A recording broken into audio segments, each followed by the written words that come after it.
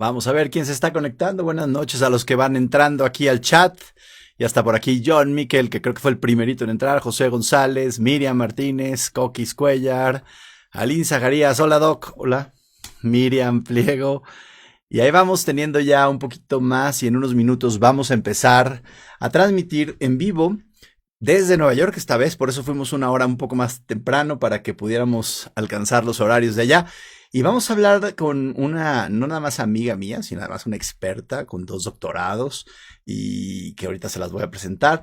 Es la doctora Sandra López León. Es cómo entender y enfrentar el problema del COVID. Vamos a hablar de esta epidemiología, de curvas, de entender un poquito lo que nos quieren explicar. También vamos a hablar de genes, de medicamentos, de vacunas. Bueno, tenemos una super experta internacional y la verdad es que me enorgullece porque puedo decir que además es mi amiga. Y bueno, ahorita ya que está conectando aquí, ya llegó Jorge González también. Hay un montón de gente ya conectándose. Héctor Gómez, Pati Rentería, Amparo. Bueno, pues vamos a lanzar un poquito una intro para regresar en unos segundos más ya con Sandra y empecemos a platicar y aquí escucharé y trataré de contestar todas las preguntas posibles que pueda, ¿eh? Ahora los veo.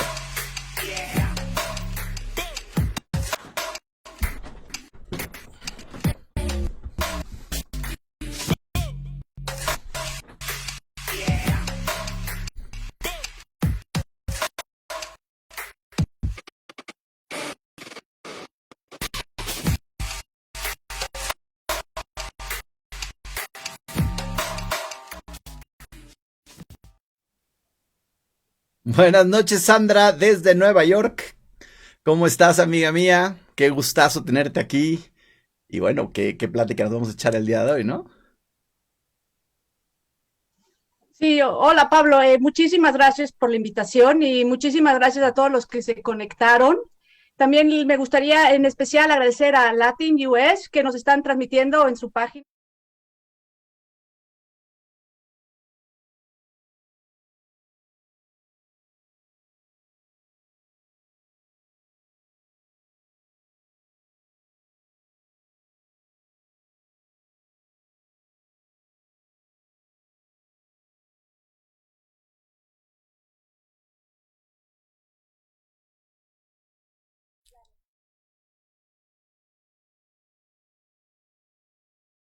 Y la verdad es sí, nos sentimos muy contentos, estamos hoy compartiendo la transmisión con ellos y la verdad es que gracias por darnos un foro a los doctores. Queremos dar información de calidad. Nuestro objetivo y el único objetivo aquí es que estamos todos aprendiendo de esta enfermedad y mientras más información generemos, mientras mejor nosotros podamos informarlos a ustedes, vamos a generar una cosa que es empoderarlos de conocimiento para que ese miedo se vaya y podamos tener un mejor enfrentar esta situación. Entonces agradezco yo muchísimo la plataforma de Larinos y vamos a platicar ahora sí con la doctora. Te quiero presentar, Sandra, porque no eres así. Además de que es mi amiga, yo así pongo como que es mi amiga, pero bueno, pues uno tiene amigos importantes, ¿no? Y primero quiero decirles que Sandra estudió conmigo medicina, pero después además ha estado en muchos países. Ella es doctora, tiene 2 doctorados, uno en epidemiología y genética. Lleva 12 años trabajando en el desarrollo mundial de medicamentos en una farmacéutica en Nueva York. Está trabajando en el coronavirus. Ha vivido en Israel, en Holanda, en Barcelona, donde estudiamos juntos. Ahí estuvimos, ¿verdad? Y ahí, bueno, yo estaba estudiando, tú trabajando ya, pero estuvimos ahí, coincidimos. Recuerdo aquella vez que comimos juntos en un mercado muy bonito. Y ahora ella vive en Nueva York y está, pues, no nada más en el epicentro de esta enfermedad que está un poco de semanas o tal vez un mes adelante de nosotros, pero además sabe de lo que estamos hablando y ya es buen momento para platicarte y preguntarte lo que te quiero decir primero. ¿Qué se siente como profesional? Tú cuando estudiaste tu doctorado en epidemiología dijiste, seguro voy a vivir una epidemia como la que estamos viviendo, estoy preparadísima, platícame. Bueno, lo he vivido muy intenso, es muy emocional. Pues, si quieres, primero hablamos desde la parte profesional. Esto se ha movido rapidísimo. De un día al otro nos mandaron a todos a la casa y desde ese momento se empezaron a organizar a todas 15 compañías juntas. O sea, nunca había visto, o sea, de que antes éramos competencia, ahora vamos a trabajar juntos, hay un problema y tenemos que movernos y tenemos que actuar rápido y encontrar soluciones.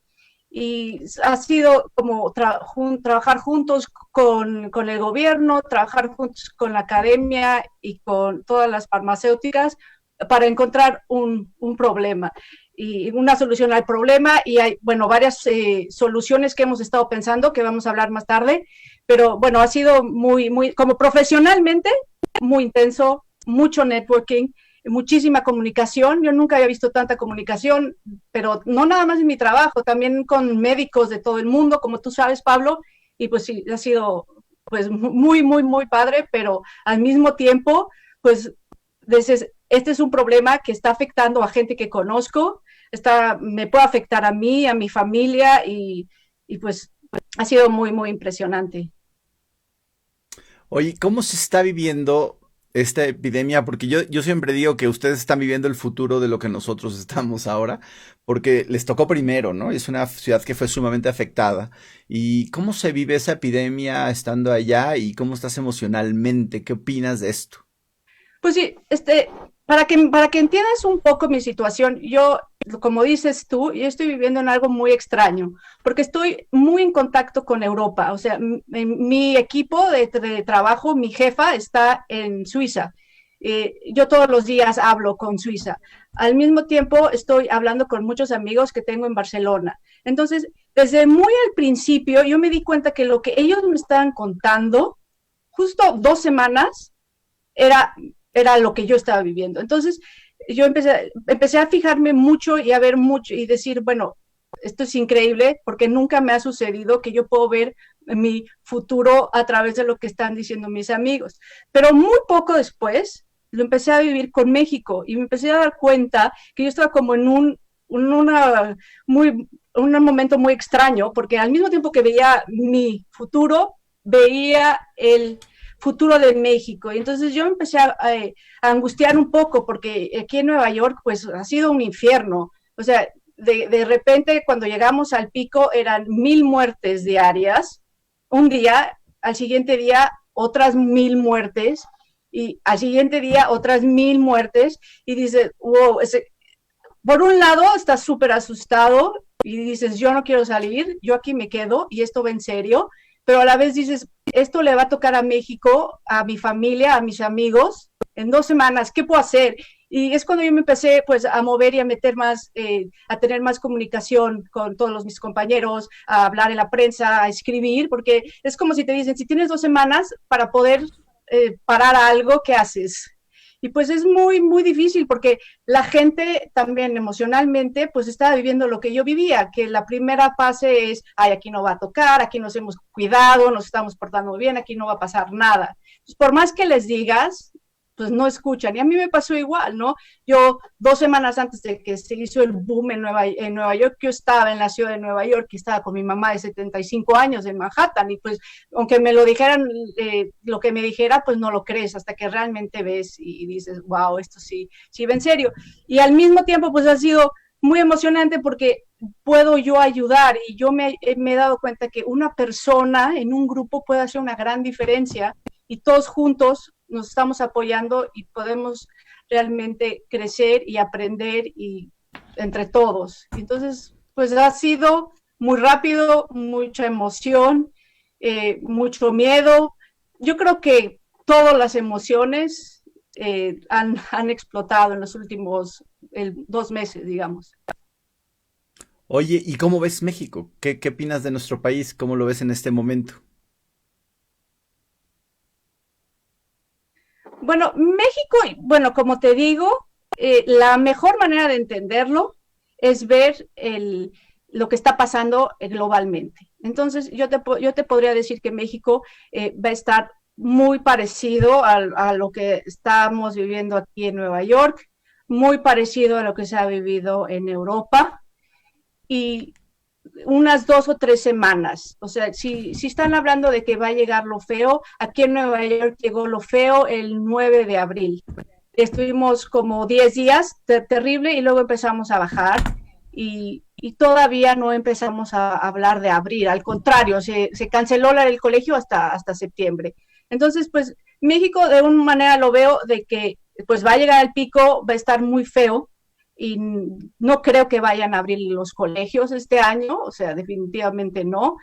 Y bueno, y ¿Este también año lo escolar o veo México, que este año la Ciudad de completo? México la veo más como perdón, sí, este año escolar, sí, sí, aunque aquí en Estados Unidos me dijeron que uno está hablando de abrir el colegio hasta enero, entonces hasta ahora yo digo México hasta septiembre, ¿no? Eh, pero bueno, también algo que yo he visto en México es que en México, la Ciudad de México, lo están viviendo también de diferentes maneras, porque yo veo pues muchos Méxicos, pero en general unos 3 Méxicos. Uno, en que es la gente que no cree que existe el coronavirus.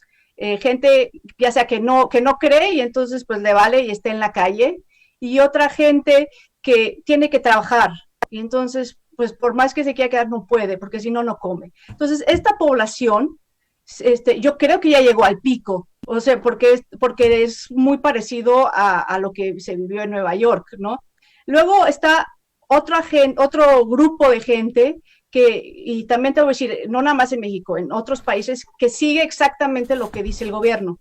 Entonces, en el momento Ujú, que diga el gobierno se abre, en ese momento van a salir. Y de entonces acuerdo. este grupo, o sea, y la razón por qué abren es porque ya hay lugar en los hospitales, porque, o sea, Exacto, el virus no se va a ir cuando abran, o sea, el virus claro. mientras no haya una vacuna o no se infecten todos, pues no soy. Entonces, este grupo de gente es el que se va a infectar, pues digamos que en la segunda ronda, cuando ya Y haya esto es lugar en importante. los hospitales. Y luego Y está esto un es muy tercer importante, ¿no? grupo, que Porque es el... perdón, es que creo que estamos un poquito desfasados en cuanto a la conexión, pero yo te decía que esto para mí es muy importante para que la gente lo entienda, debido a que entendemos claramente lo que dices, ¿no? O sea, señores, va a venir un momento en donde nos van a decir, salgan ya.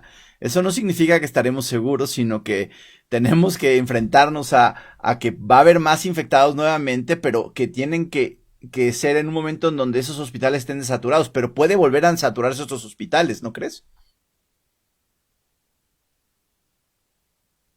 Sí, o sea, una cosa que es segura es que todos nos vamos a infectar. Mientras no haya vacuna, todos vamos a infectar. Entonces, esa no es la pregunta. La pregunta es, ¿cuándo nos vamos a infectar?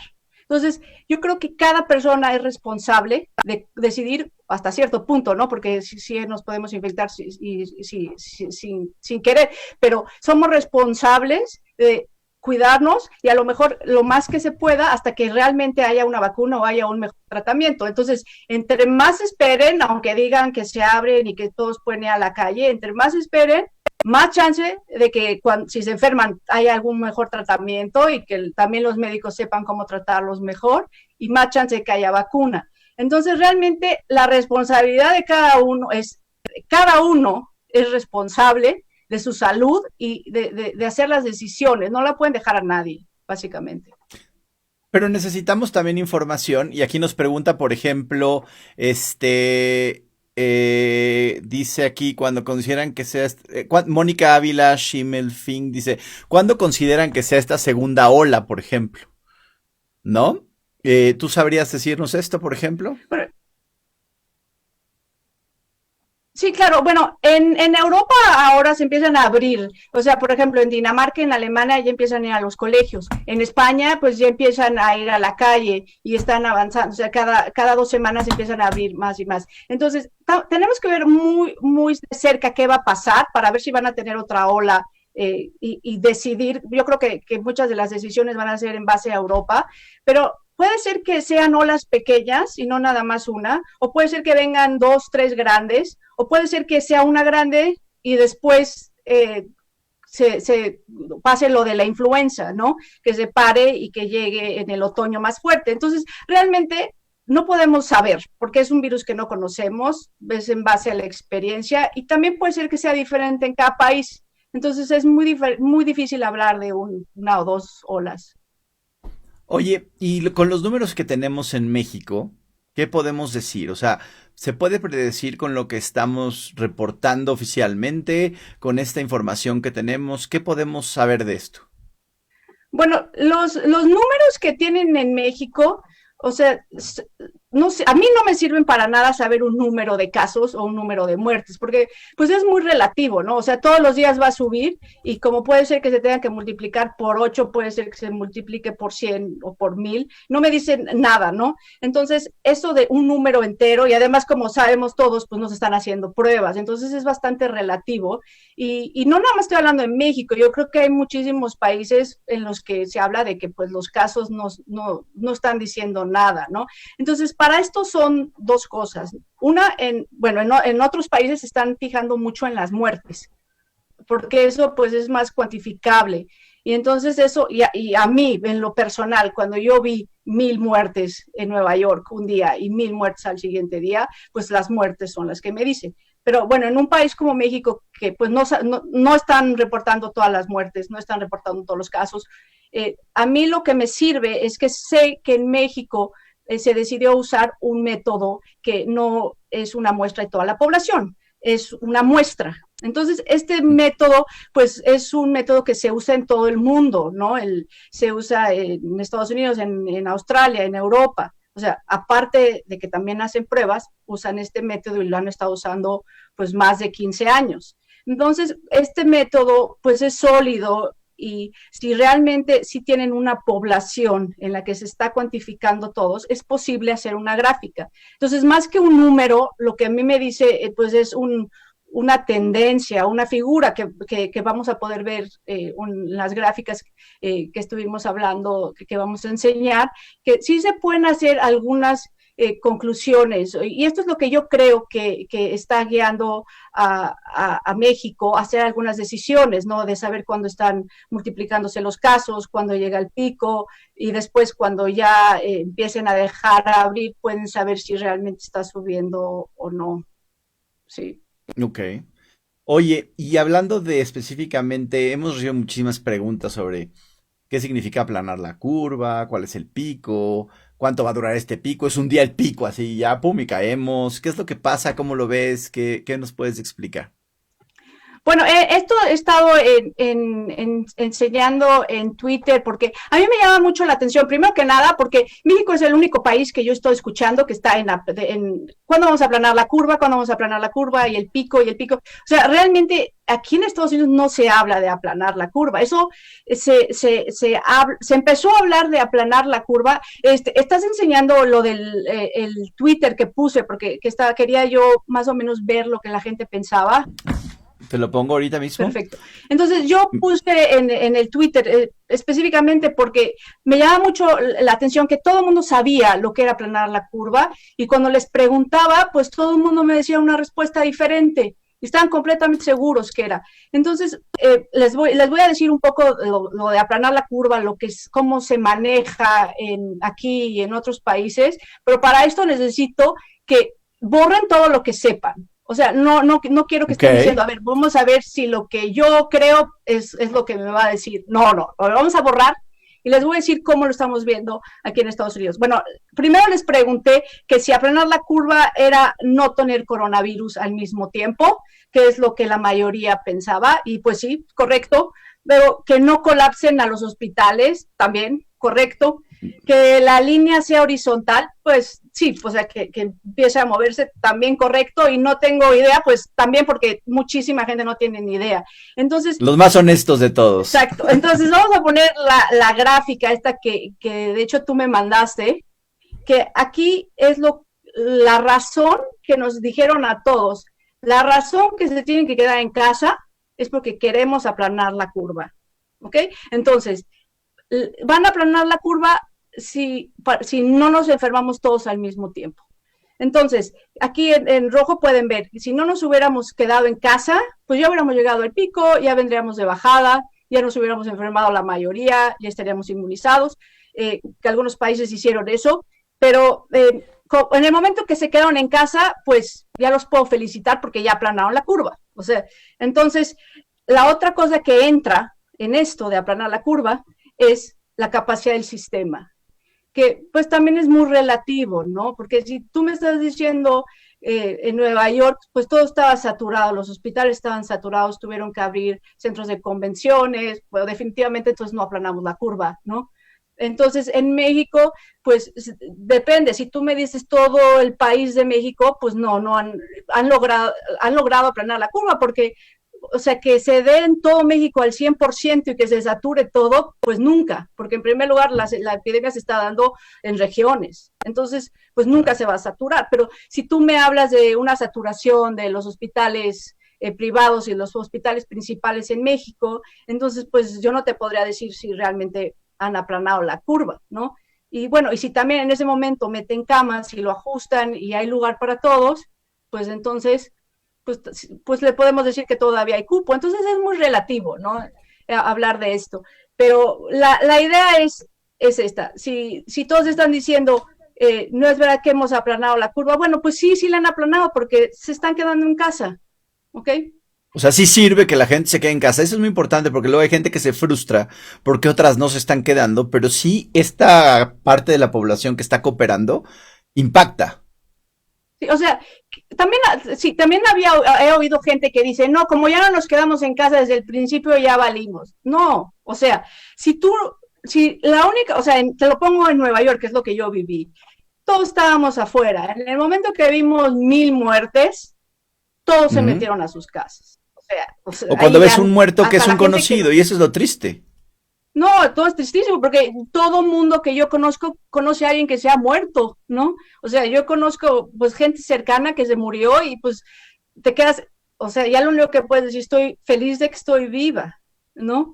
Claro, Entonces, y pero eso es bueno, una de las cosas que es importante entender porque cada día lo vamos a empezar a ver más también nosotros. Es muy probable que cada quien tengamos a un conocido o alguien que haya fallecido por esto y no tengamos que esperar hasta ese momento para tratar de hacer conciencia de, no, ahora sí me voy a quedar en la casa porque pues hemos expuesto no nada más a nosotros, sino a nuestra familia y a la gente con la que estamos conviviendo. sí, sí, exacto. Y también en el momento que todos oímos que había muertos, 2 semanas después empezó a mejorar la curva. Entonces, algo que a mí me preocupa de México, porque si México no está viendo esos números grandes rojos, no sé qué tanto la gente se va a dar cuenta de lo que realmente está pasando y realmente eso es lo único que nos paró a nosotros. Entonces, o sea, tienen que saber que quedarse en casa es lo que va a hacer, primero que nada, que no se mueran. O sea, ya Ujú. dejen eso de a que no abran, que sigamos aquí. O sea, lo importante es quedarse en casa para que no se mueran. De acuerdo. Ahora hablemos un poco más de este pico. ¿Te parece bien? Sí, A perfecto. ver, te voy Entonces a... vamos al pico, que también les puse en el Twitter la pregunta. ¿Qué es el pico? Entonces les pregunté y la mayoría me dijo que es lo peor que van a estar. Pues sí, es verdad, es lo peor. No hay pico, hay cresta. Bueno, pues es que lo que pasa es que no, el pico no es de un día. Y lo hemos visto, por ejemplo, en Nueva York, el pico duró 10 días. O sea, fue que empezó a subir, llegó como 800, 850, iba entre 800 y 1000. Eso sucedió como 10 días. Esos 10 días, pues es muy, da mucho miedo porque no sabes si va a seguir subiendo, o sea, no sabes si de 1000 va a ser 2000 o se va a poner peor. Tampoco sabes si en vez de 10 días va a ser 30 días, porque pues dices, esto va a ser 30,000 personas, o sea, ¿cuándo va a parar? Nos duró 10 días y después de 10 días empezó a bajar. Empezó a bajar desde como el 20 de abril. Pues, ¿sabes cuántas muertes hubo el día de ayer en Nueva York? 500, ¿No? 500 muertes. Uf. Que empezamos a bajar del pico el 29 de abril y, y ahora todavía hay muertes. Entonces, pues, bueno, sí hay un pico, pero, pero vamos a ver ahora. Entonces, siempre va a haber un pico en la siguiente gráfica, que es la misma. ¿Sabes qué? Tengo un problema con las... ¿Quieres compartir tu pantalla con tus slides? ¿Tienes? ¿O puedes Uf, hacerlo? no, No, a ver, déjame ver si pues yo no, puedo hacer realmente algo. no, pero si no se las pongo en mi Twitter después, en Ok, arroba, perdón. está bien, en arroba Sandra López León. Eh, bueno, si quieres yo hablo Ok. y tú trata de ponerlas, ¿va? No, vamos a seguir aquí en lo que es la transmisión. Estoy un poco aquí con problemas técnicos. Denme un segundito. Bueno, entonces yo les cuento el pico. Entonces, el pico, también en la gráfica que les estaba enseñando, que es donde se aplana la curva, o sea, hasta arriba siempre hay un pico. Entonces, tú me dices, Pablo. No, tú sigue hablando, porque no vamos a tener las imágenes ahorita, si no va a ser un caos. Ok, bueno, pero es que sabes que está bien difícil que les explique sin las imágenes porque no me va a entender. Pero bueno, vamos a hablar de qué número es el importante. ¿Okay? De acuerdo. Entonces, yo traté de resolver okay, mientras. Perfecto. Si puedo, ahorita entonces, lo resuelvo. Si hablamos de qué número es importante, si a mí me dices el número total de casos, o sea, día con día, o sea, que está como más de 20,000, pues a mí el número no me dice nada, como les decía. Si yo veo una gráfica de los casos, o sea, si es los días y luego los casos, o sea, esta gráfica nunca va a bajar. O sea, siempre va a ser una línea para arriba, para arriba, para arriba, para arriba, para arriba, para arriba. Entonces yo te puedo decir cómo se va a ver, ¿ok?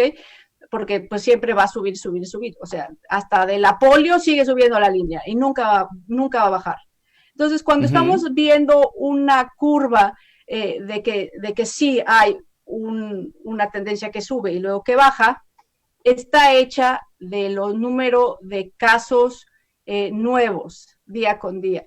Entonces, este número es muy importante porque es el único que nos puede decir si de un día al otro hubo un cambio, ¿no?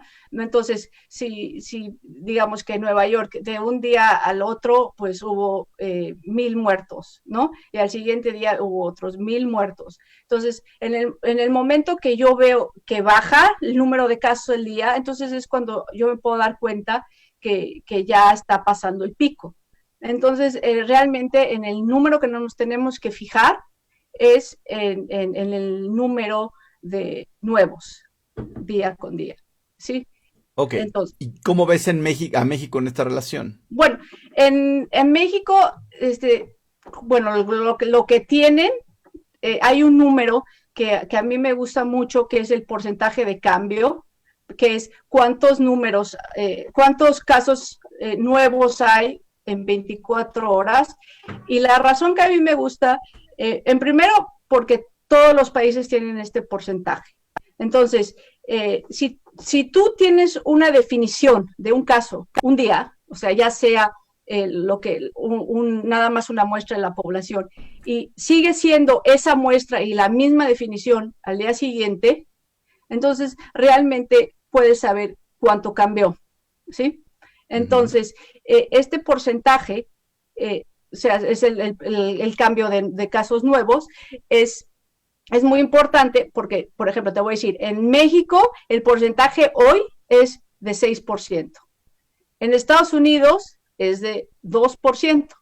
Y en Europa está, bueno, en la mayoría de los países, en Italia, España, Holanda, Luxemburgo, Suiza, está a menos de 1%. O sea, ellos controlaron ya más o menos este crecimiento. O sea, cuando llega a 1% es lo que yo he visto en Europa, que es cuando empiezan a abrir, ¿sí? Habla Miriam Pliego, dice, oye, mira, de repente nos dicen que el pico máximo de esta enfermedad llegará entre el 10 de mayo y luego nos dicen que entre el 15 y el 16. Dice, estamos confundidos, ¿están hablando bien? ¿Por qué se confunden? ¿Por qué no es tan fácil sacar estos números? ¿Qué opinas tú? Sí, bueno, también, o sea, una cosa que me gustaría que entiendan es que cuando se empieza a aplanar la curva, o sea, como se lo están manejando en México, en el momento que se está aplanando es porque ya llegó al pico máximo, ¿ok? Ya. Y entonces todos los días empieza a haber empieza a ponerse vertical la gráfica. Como te digo, para que me entiendan, en Nueva York llegó al pico de 1,000 muertes. Entonces aquí se graficó. Al día siguiente otras 1,000 se empezó a graficar en el mismo lugar porque ya no empezó a subir, ¿ok? O sea, porque empezó 500, luego 600, luego 700, luego cuando llegó a 1,000 ya fue lo máximo. Y estuvimos así 10 días, ¿ok? Si eso le llaman aplanar la curva, pues es porque todos los días ya no subió, se aplanó. ¿Okay? Sería frenar la curva, sí, el crecimiento, sí, frenar el crecimiento. Sí, pero como veo que mucha gente lo maneja, es que ese aplanamiento es el pico, o sea, están llegando al pico máximo y se estabiliza y entonces se está aplanando, pero en el peor momento que van a tener. Entonces... Oye. Jorge Barrera nos pregunta, ¿en Estados Unidos utilizan este método Centinela, No, bueno. al igual que en México? Bueno, sí, déjame aclararlo, es muy buena pregunta. Ok. El método Centinela se usa para influenza y para enfermedades respiratorias desde hace 15 años en todo el mundo. ¿Ok? Entonces, es un método muy establecido que se usa para influenza y lo siguen usando todos los países. Para COVID, el único país que yo conozco que usa Centinela es México. Los demás países sigue la recomendación de la Organización Mundial de la Salud de entre más pruebas, mejor. Entonces, en Estados Unidos, en Europa, hacen el máximo esfuerzo de entre más pruebas, mejor. ¿Ok? Entonces, en México, pues como no tienen pruebas, pues el único número que tenemos es el que nos están dando y pues lo único que podemos hacer es tratar de entender qué se puede hacer con esto y pues es lo que les digo, ¿no? Pero con estos números sí se puede saber cuándo llegan al pico, si están ahí, como Nueva York, te digo, estuvimos en el pico 10 días y empezamos a bajar. Y pues si en México empiezan en el pico, o sea, nosotros empezamos el 9 de abril, podría ser que ustedes ya lleguen al pico, porque por lo que te digo, que son como 3 semanas de diferencia, y luego que estén ahí unas 2 semanas y que luego empiecen a bajar. Pero te digo, nosotros nos bajamos del pico del 22, como a finales de abril y seguimos con 500 muertes. Entonces, pues no es que una vez que ya acabaron el pico ya van a estar bien. Es el éxito, sí. ¿no? Y eso es importante. Con lo que tenemos, con este método Centinela, con estos números que nos están reportando, ¿nos podemos enterar? ¿Nos podemos enterar cuándo vamos a llegar ahí? ¿O realmente no? Y va a ser más bien por medio de otros métodos estadísticos que lo podamos hacer. Bueno, yo creo que lo que están haciendo, o sea, saben lo que están haciendo. O sea, estas gráficas hacen completo sentido. Obviamente, pues están súper bajas, pues porque es una muestra, ¿no? Pero cuando empezó a multiplicarse los casos, pues sí se vio en la gráfica que empezó a subir. Y bueno, no hay chance de que vayas a poder enseñar la gráfica porque sí me gustaría enseñarla para poder explicarme. ¿No? No, estoy con un problemón aquí y no creo Pero que mira, pueda a lo mejor hacerlo. así, ¿qué tal? A ver. Venga, sí, a la antigüita y yo prometo. Qué bueno que las imprimí, Pablo, porque si no, ¿qué es esto?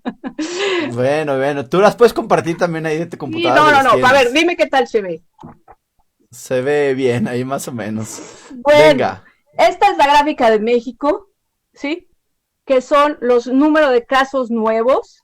Y lo que se ve es que está apenas empezando. No se puede saber si es el pico. Y pues en los próximos días vamos a saber si se frena o no. Y para que lo puedan entender un poco mejor, les voy a enseñar las de otros países. ¿Ok? Por favor. Les enseño. A ver, vamos a ver. Es lo bueno de tener buen pulso. ¿Qué tal? A ver, ahí ¿qué dice ahí? Ahí estamos, en España, estamos viendo España. Ok, como ven, en España hubo un pico y luego empezó a bajar. ¿Ok? Esto es que se contagiaron mucho rapidísimo.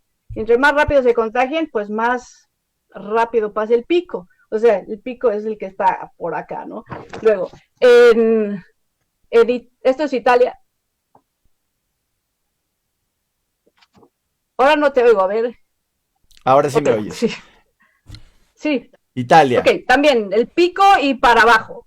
Y luego vamos a ver algo más interesante, que es Estados Unidos, que es lo que yo creo que va a pasar en México. O sea, se quedaron ahí planos y arriba. Exacto, es un país tan grande que seguimos en nuestro pico.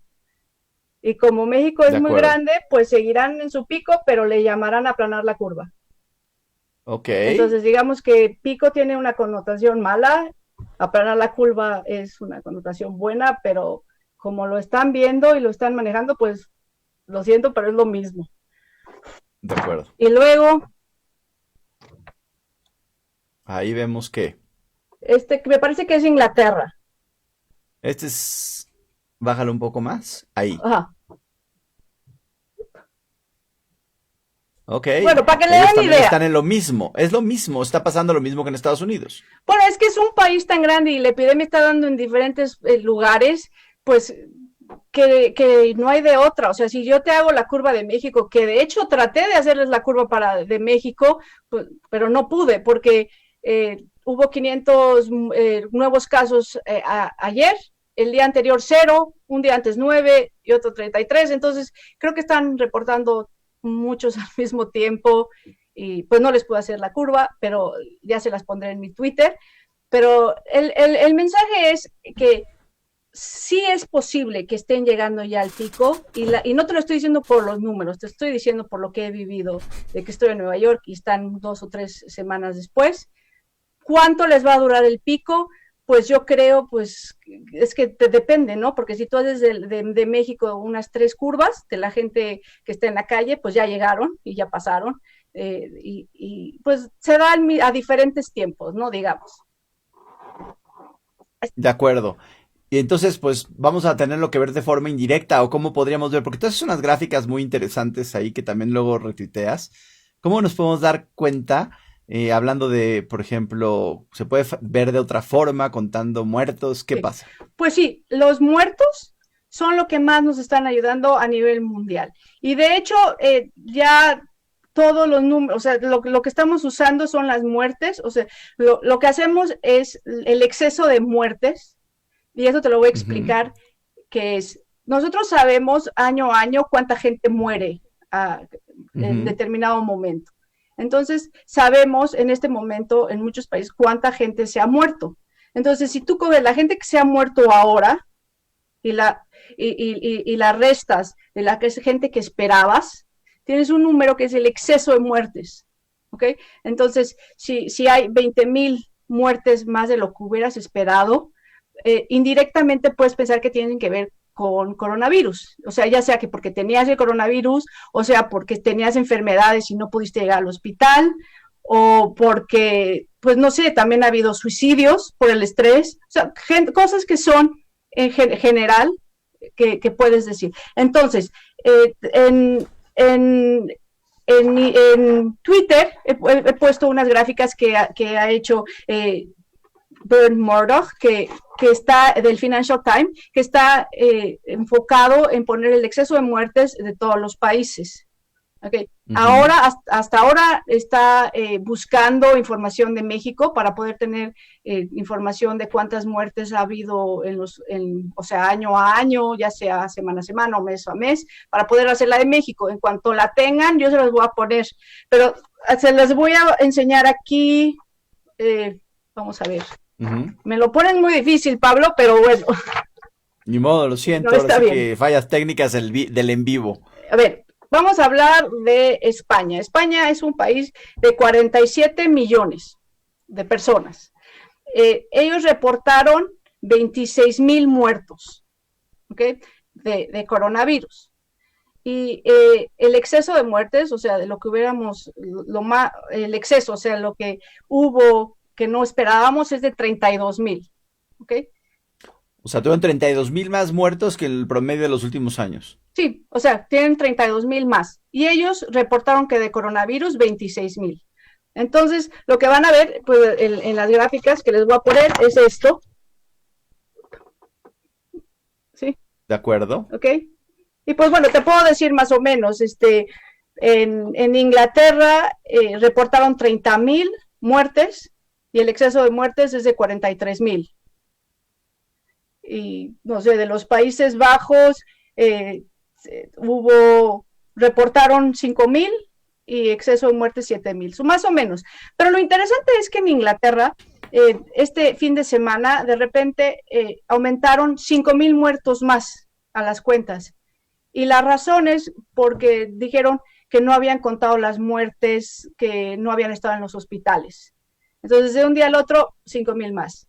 Y bueno, y eso también yo creo que tiene que ver mucho con que ya están saliendo estos datos, porque si tú tienes estos datos, no hay manera de poder decir que no. Y además, como el coronavirus, o sea, las muertes no son nada más respiratorias, o sea, son Claro. muertes de muchísimas cosas, y si lo vas a contabilizar solo las enfermedades respiratorias, pues te van a faltar muchísimos. Entonces, México sí va a tener, y probablemente en unos días, una gráfica así, en la que se pueda ver el exceso de muertes y que podamos ver más la realidad. Pero bueno, yo creo que todo el mundo está, todos los ojos le llaman el golden standard, este exceso de muerte, y con eso, pues todos los números de todos los países ya ni les hacemos caso. Esto es lo más real. O sea, sería realmente la forma real, porque cada país tendrá una metodología diferente, medirá más, medirá menos, pero donde nos podemos dar cuenta, desafortunadamente, es contando el número de muertes que ha incrementado con respecto al año, y supongo que el incremento poblacional anual, y tiene que ver también ahí, hay alguien dice aquí, Ana María González dice que ya hay una publicación, me parece por Denise Merker, me parece, que dice que ya tienen ahí esas cifras de excesos de muertes, y dice Eduardo Urbino, ¿qué pasa cuando entonces no nos están dando las cifras? Bueno, primero que nada, o sea, es quedarse en casa, porque, o Ujú. sea, ¿qué más podemos saber? O sea, les voy a decir otra vez las muertes. Ha habido 30.000 en Inglaterra, 26.000 en España, muertes. O sea, en Italia 30.000 muertes, en los Países Bajos 5.000. O sea, ¿por qué México va a ser diferente? Si están, o sea, en Nueva York 1.000 al día. O sea, tienen que verlo de global y no decir, bueno, aquí no va a pasar, porque va a pasar, obviamente va a pasar si está pasando en todo el mundo. Oye, ¿y por qué te preocupa tanto a ti como epidemióloga una enfermedad que tiene 30.000 muertes en un país cuando hay otras enfermedades que matan más?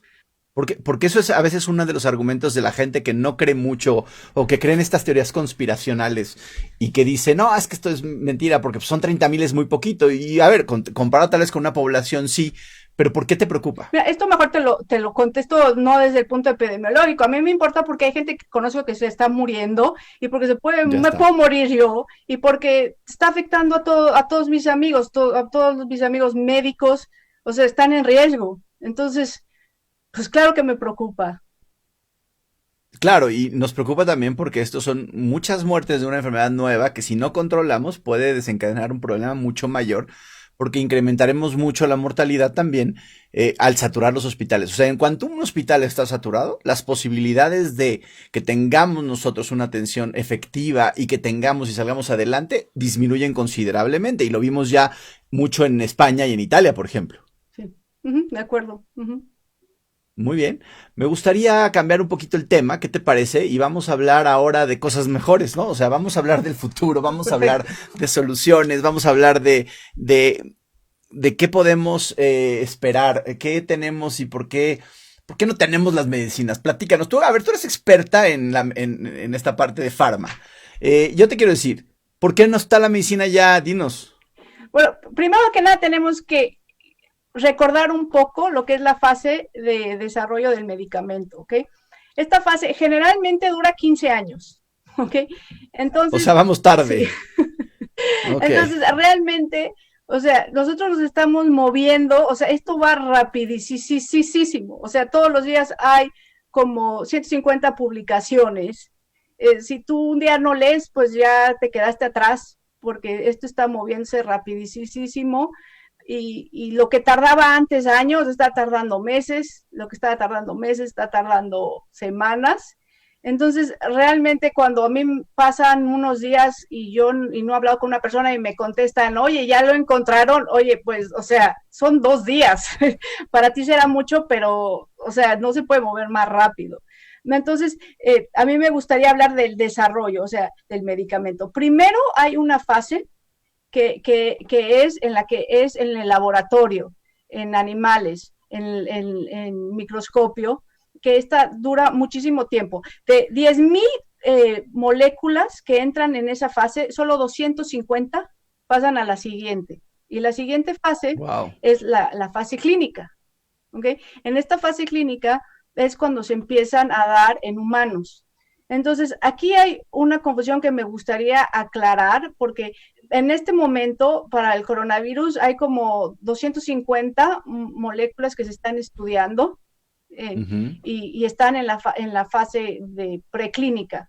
Entonces, cada vez que sale de preclínica y se empieza a dar al humano, todas las noticias, todos los periódicos se vuelven locos y empiezan a decir que se descubrió el medicamento para el coronavirus y se está empezando a dar en los humanos. No, o sea, tienen que detenerse, porque eso no es así.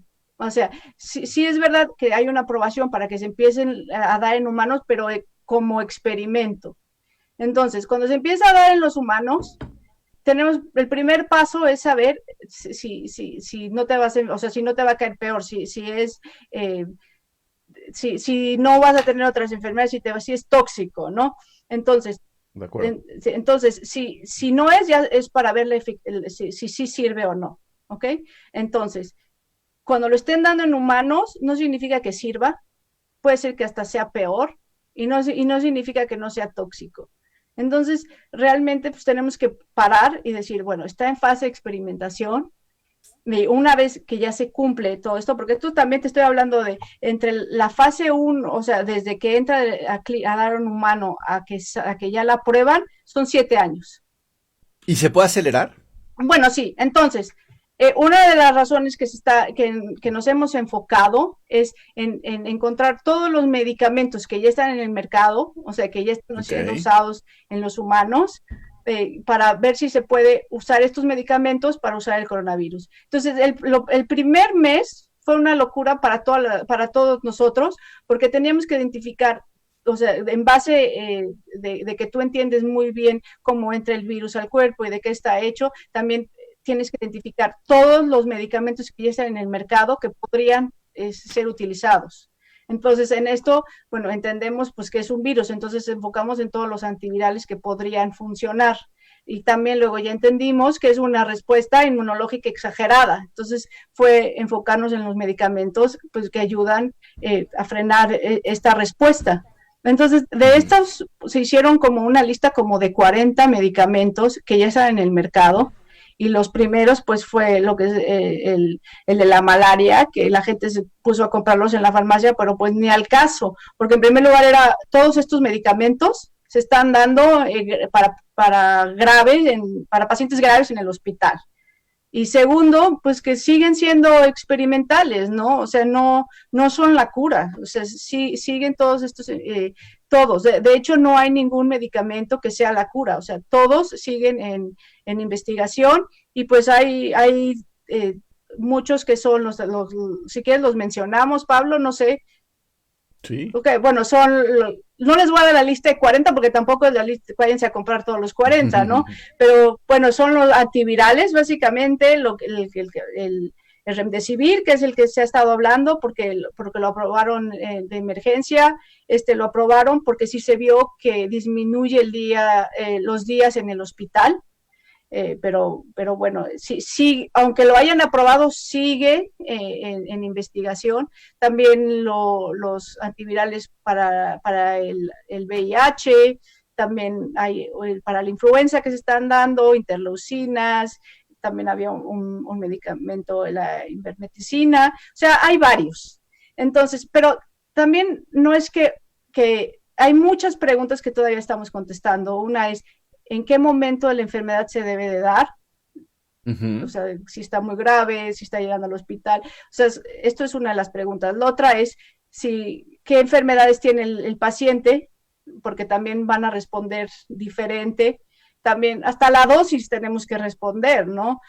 Porque pues un poco más altas las dosis, pues sí es tóxico. Entonces hay muchísimas preguntas que todavía tenemos y todos estos medicamentos están en este momento siendo investigando, pero a corto término los medicamentos que nos estamos enfocando son estos, los que ya están en el mercado.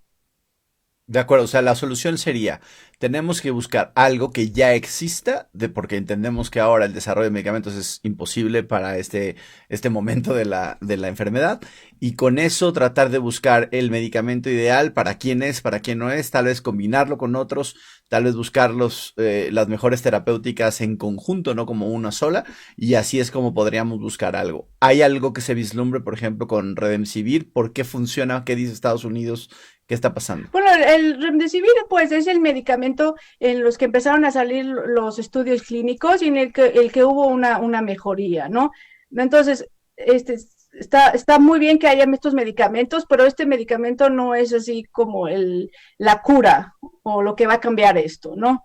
Entonces, tenemos que esperar, o sea, ahorita te digo que hay como unos 40 más y cada vez se va a ir más y y el otro y los resultados.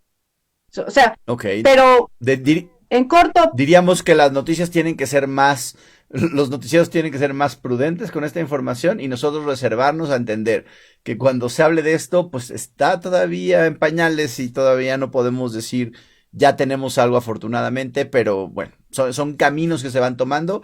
De estos hay, entiendo, muchísimos, y de ahí vamos a tener que ir eliminando a los que sí y a los que no, y ojalá pronto tengamos, pues, un camino más claro, aunque va a tardar Sí, tiempo. pues sí, o sea, es tomarlo con un grano de sal, ¿no? O sea, yo creo que hay más esperanza en los medicamentos que es a un poco más largo término, y si quieres hablamos más de esto, que son Ujú. los medicamentos que están hechos, o sea, desde la primera fase, específicos para el coronavirus.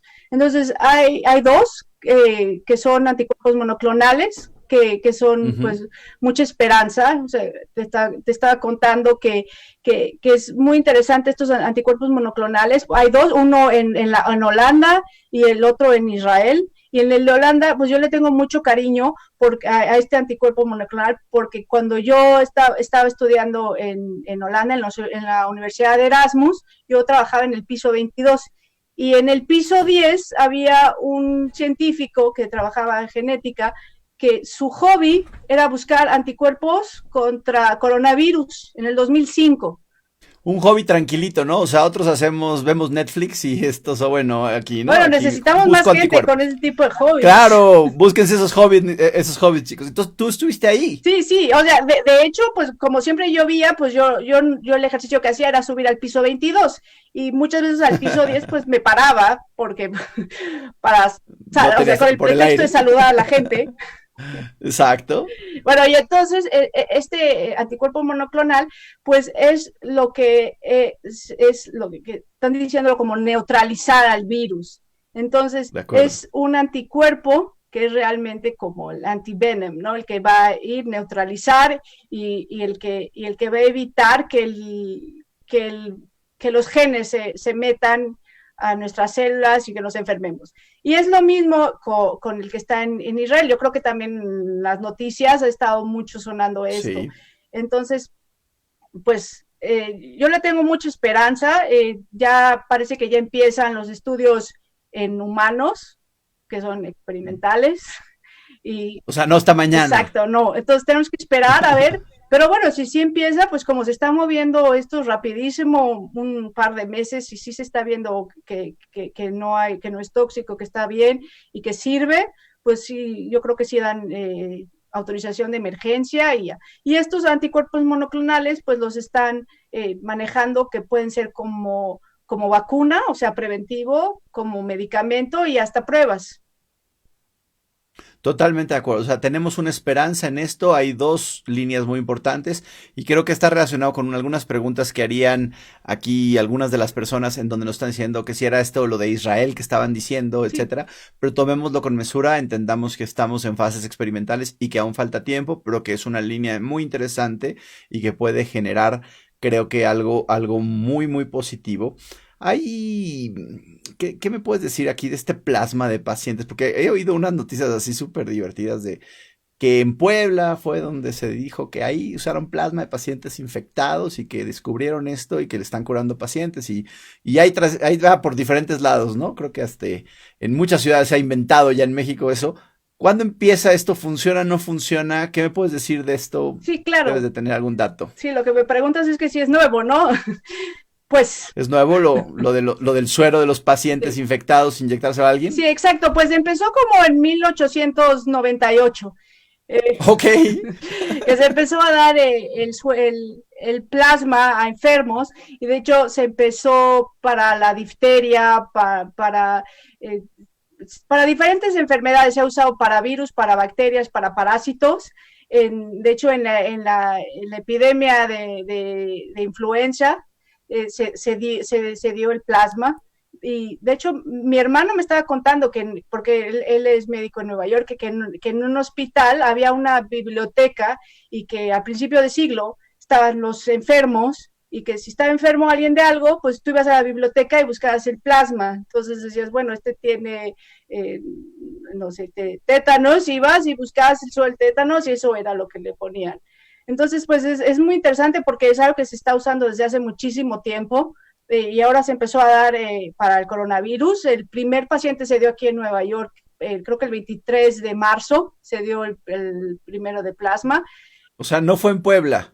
Pues será en México el primero, ¿no? Tal vez, no sabemos, no sabemos. Era muy chistoso porque para mí es muy interesante cómo esto a veces lo adjudican y tal vez es otra vez la misma malinterpretación de los medios, ¿no? Porque se dice que pasó y que tal vez fue el primer hospital en Puebla que lo hace, ¿no? Pero esta otra vez, esta información que todo el mundo queremos y que estamos esperanzados en encontrar la cura, la solución y todo. Y bueno, claro que obviamente quien la encuentre va a ser pues aplaudido por el mundo porque queremos encontrarla, pero hay que tener mesura. Pues Y aquí entonces, dos cosas. Una es que todo el mundo dice, sí, el que lo encuentre se va a hacer millonario. No, ok. Todos mm, estamos trabajando juntos, es trabajo de todos, nadie se va a hacer millonario, no es una farmacéutica la que va a traer la solución, estamos juntos. Entonces, ¿qué va a pasar si se encuentra una solución? ¿Cómo van a trabajar? bueno, es que yo creo que es un equipo y además, primero ni va a haber un medicamento, van a ser varios. Y Claro. y los anticuerpos monoclonales te menciono dos porque son los que están en las noticias, pero hay muchísimos más. Pero bueno, entonces el plasma, regresamos al plasma. Entonces, si hay esperanza en el plasma, sí parece que sí mejora, bueno, no por nada lleva tantos años, pero también Ujú. no por nada en el momento que existía una vacuna o que existía un medicamento se paró de dar en esas enfermedades. O sea, la vacuna sería muchísimo más eficiente que lo que es el plasma de un paciente enfermo que se pueda donar, pero es como el inicio, o sea, no podemos tener tan rápido tampoco una vacuna, porque también tenemos que hablar un poquito por eso, o sea, ¿qué pasa con las vacunas así? Porque hay quien dice que en 6 meses ya la tenemos, pero casi casi en la farmacia de tu esquina.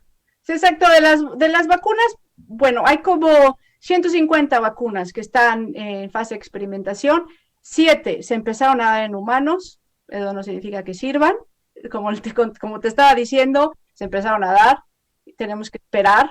De hecho, pues el tratamiento, pues lo das y sabes en 2 semanas si mejoró o no. Una vacuna, pues la das y te tienes que esperar unos meses para ver si funcionó o no. Entonces, sí hay mucha esperanza, hay farmacéuticas muy serias que están trabajando en esto, están en Estados Unidos, en Alemania, en la Universidad de Oxford, en China, en Canadá, o sea, son vacunas. Y también aquí me gustaría mencionar algo, porque vi un comentario en Twitter que me llamó mucho la atención, que decía, ¿y qué? ¿Y en México qué? Bueno, también lo que tienen que saber es que la ciencia es universal. Si se encuentra algo en China que sirva, pues nos va a servir a todos. En segundo, bueno, puede ser que un estudio clínico sea de Estados Unidos, pero también tienen pacientes en México. Entonces, a lo mejor está registrado como Estados Unidos, pero pues tienen pacientes en 20 o 30 países, incluido México. Y claro, México también tiene sus estudios clínicos. Eso pues te lo iba a enseñar, que tiene aquí, esto es un mapa Ujú. de los estudios clínicos en todo el mundo, ¿sí? Y México ahí tiene sus 13 estudios clínicos. Entonces, pues tenemos y están trabajando todo el mundo y todos los países y todos para encontrar solución. Y bueno, y si quieres también mencionas brevemente que también es la vacuna de la BCG, es otra cosa que se está estudiando y hay como 4 estudios clínicos en que le están dando la vacuna a gente profesionales de la salud y están esperando 6 meses para ver si los que se pusieron la vacuna tienen menos. Ahí sí estaríamos protegidos los mexicanos porque así la ponemos por acá. Exacto, pero bueno, pero también esto se lo están dando y son 6 meses a partir que se la dieron, entonces, y no está De indicada acuerdo. en adultos, entonces. Oye, y a ver, necesitamos hablar de pruebas diagnósticas y esto es muy importante porque la gente, a ver, hemos hablado que una de las formas de controlar y de entender esta enfermedad y los momentos de esta enfermedad es haciendo pruebas. ¿Cuáles son las pruebas, las diferentes pruebas? ¿Qué me puedes decir?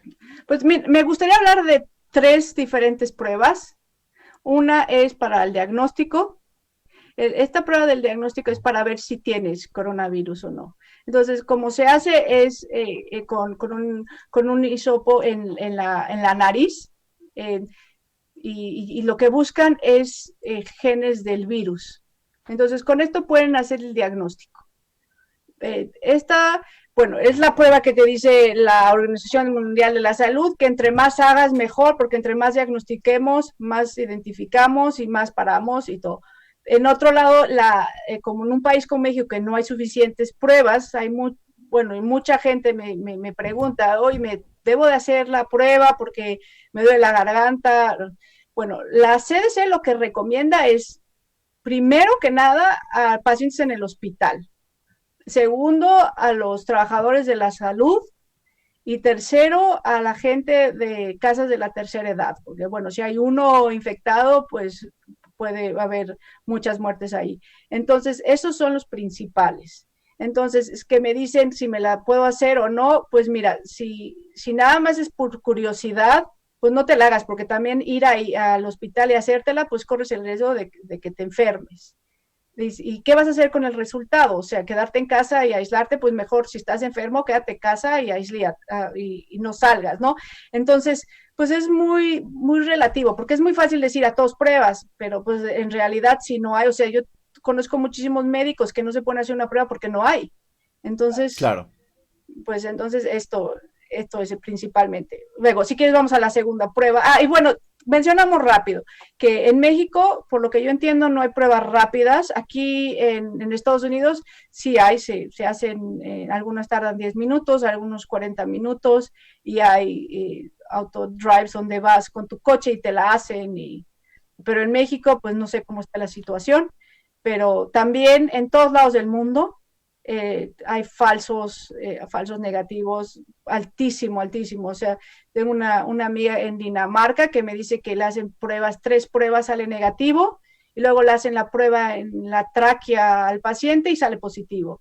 Entonces, Wow. pues depende de muchísimas cosas, por qué sirva o no, ¿no? O sea, de dónde se hace, cuándo se hace, la técnica y muchos. Entonces, O sea, no podemos tampoco estar seguros de que estas pruebas son 100% sencillas. O sea, tú sí, puedes tener una, 2 pruebas negativas y ser positivo para sí, coronavirus. sí.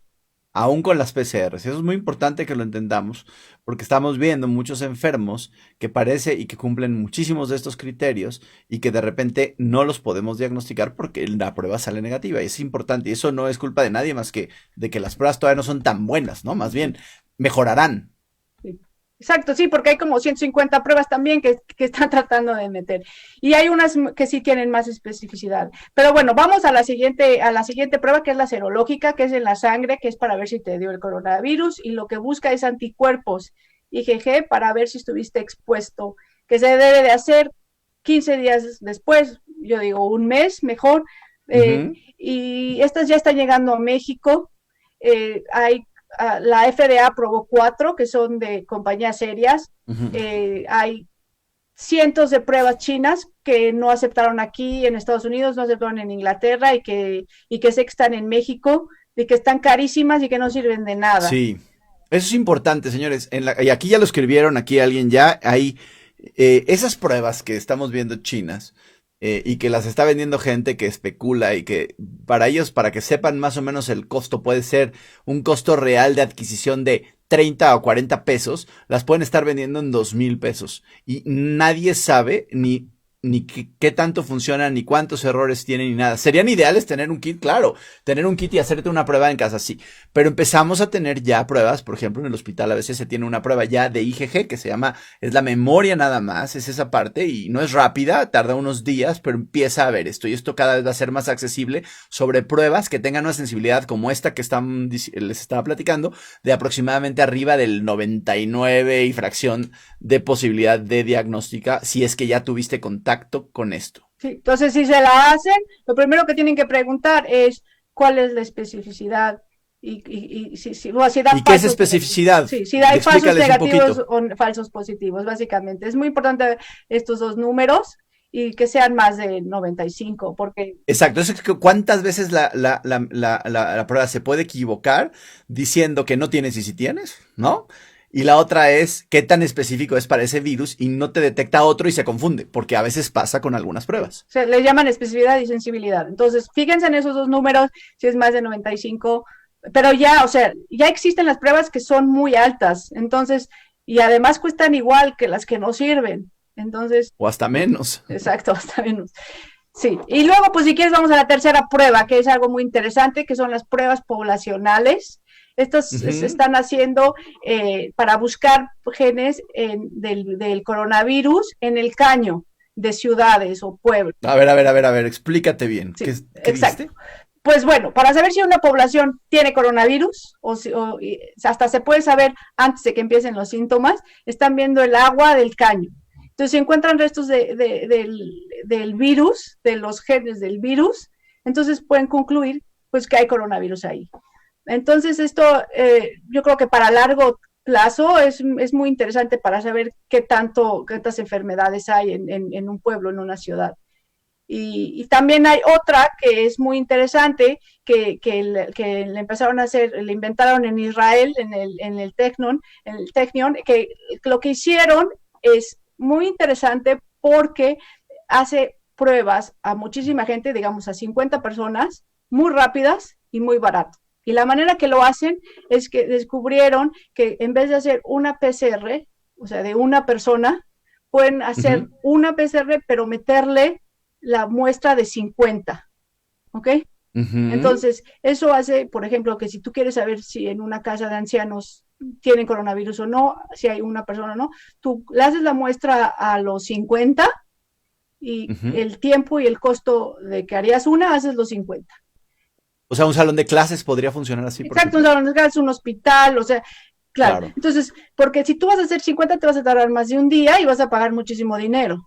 En cambio, A 50, tú no tienes nada, sigues tranquilo. Tienes un positivo y ahí tienes que empezar a investigar. Sí, exacto, pero es una Y manera aislar. poblacional más barata que ya se está haciendo en muchos Wow. países y que lo veo que en México podría funcionar y muy bien, sí. Pues muy, muy interesante esas pruebas poblacionales.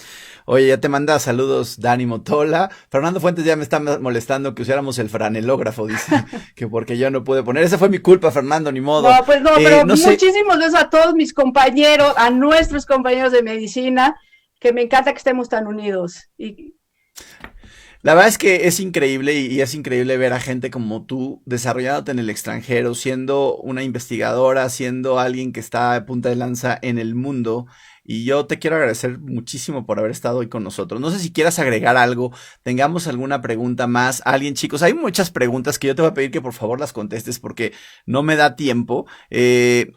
Hay gente que dice que si las pruebas están aprobadas por Cofepris, la mayoría de estas pruebas rápidas no, generalmente las PCR sí, pero ya empieza a haber pruebas aprobadas para anticuerpos. Esa es una respuesta para alguien que pone ahí. ¿Qué opinan de los niños regresan a la escuela en junio? pues aquí ya me Rápido. dijeron que hasta septiembre lo veo muy difícil, la verdad es que yo creo que van a llegar, y sobre todo en la Ciudad de México. Son las mamás que quieren ya llevarlos a la escuela y tener un poco de paz, tal vez, ¿no? No, está complicado. Tenemos que entender que hay que ir leyendo esta enfermedad, que estamos aprendiendo todos el mundo. No sabemos, estamos cada día y cada día entendiendo más y tenemos que seguir los mejores indicadores para tratar de saber cuándo vamos a poder regresar de la forma más segura. No parece que en este país, o por lo menos en Estados Unidos, en México, si estamos nosotros equiparados a sus curvas, para junio podamos estar seguramente regresando a clases. No lo sé, pero eso también lo iremos viendo y lo iremos viendo. ¿Vamos a seguir o no con este método Centinela aquí y nos sirve o tenemos que cambiar la prueba? O sea, preguntas al final Centinela y me tardaría como 20 minutos en contar. Rápida, un resumen chiquitín. ¿Cuál es la pregunta? ¿Tenemos que seguir usando el modelo Centinela o ya nos tenemos que mover a otro y decir ya, ¿no? Ya no queremos el Bueno, Centinela? es que también, ¿por qué no ven mi Twitter? Porque ahí les Eso. explico si... Eso ya se vendió aquí muy bien, Sandra, perfecto. Todos al Twitter de @SandraLópez-León. La verdad es que pone cosas súper interesantes. Sigue a gente muy interesante, retuitea diario, tiene información muy importante, tiene gráficas que no pudimos ver claramente aquí por errores técnicos, pero bueno, ahí las verán y además les va a contestar y va a ser un buen medio de información. Muy seguro de una persona muy exitosa que está en Nueva York ahora y que ha estado por medio mundo dando la vuelta. La verdad es que muchísimas gracias. No sé si quieras agregar algo Bueno, más. el mensaje es que todos estamos 100% en esto, estamos buscando soluciones, o sea, todo el dinero, todo nuestro tiempo, de todos los científicos en el mundo, de todos los médicos, están al 100. Tenemos que encontrar algo, va a haber solución, o sea, tómenlo en Claro. serio, pero entre más se esperen en su casa y más nos dan chance a nosotros de que todo el trabajo que estamos haciendo sirva de algo. Entonces, va a haber solución, pero tengan paciencia. Sí, y repetir nuevamente, nadie en el mundo es experto en esta nueva enfermedad. ¿no? Es importante decirlo. Todos estamos aprendiendo. Todos, yo trato de hablar con la gente y que cada una de estas personas que tiene una expertise en algo nos alimente y nos genere estas respuestas, porque es muy importante, como vuelvo a decirles, estar informados. Lo que queremos es cómo podemos lograr esta parte de informarlos a ustedes de una forma pues seria, sin estar buscando estas sensacionalismos ni nada, pues vamos a seguir haciendo estos programas y esperemos que nos sigan acompañando. Mientras tanto, antes de despedirme, voy a regresar contigo. Voy a darles dos cosas importantes. Repito que hay una clínica de apoyo emocional en el Hospital ABC para la gente que está enferma y que está liderada por tanatólogos que nos ayudan en el apoyo emocional.